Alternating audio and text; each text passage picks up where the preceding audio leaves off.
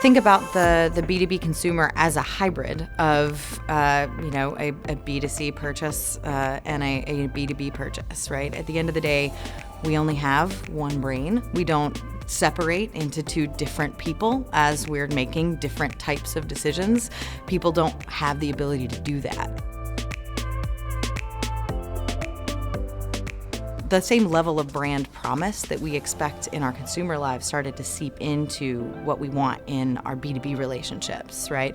And I think specifically that creates a B2B consumer that is less loyal, far more emotional in their decision making, and that also wants to remain anonymous a lot further into the journey. Brand promise is no less important. That's what our research is bearing out, is that brand promise is so critically important in the B2C relationship to drive that loyalty, that perception that, a brand is emotionally connected to you, is connected to you as a person. Those brand promises are also equally important in the B2B world, but so few B2B brands are actually able to live up to and present a promise that is deserving of that loyalty. I think many B2B organizations grew up in a world, right, where they expected all those decisions to be more rational, more fact-driven, more counting on those really specific characteristics, checking off all the boxes, and then just making a decision based on rational thought. In actuality, that's really where we're seeing the changes in the B2B customer and what they're looking for from their brand. So I don't want to say it's maybe a little bit of bad habit, but a little bit that the buyer is actually changing and what they want. They've realized that they can actually ask for.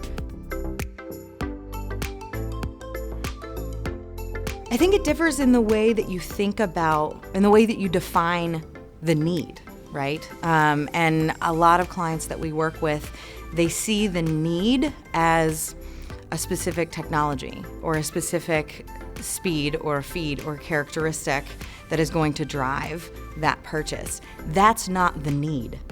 The need is much more deeply emotionally connected. The need is validation. The need is promotion. The need is attention. And so the bridge between that personalization and empathy is embracing that emotion, is humanizing why it is they need the things that they need and what is the ultimate outcome that it's going to create for them personally.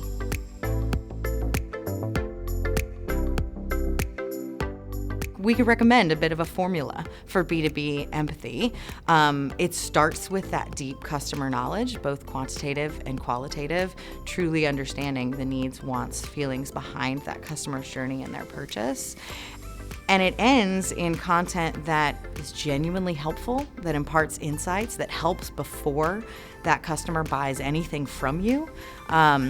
It embraces the emotion of what they're looking for, the outcomes that they're looking for as a person, and it is humanized in the buyer journey that exists for that actual customer, not the one that you hope exists, not the funnel that you've been driving after with all your lead gen, but the actual journey that exists for that customer as they're considering the purchase.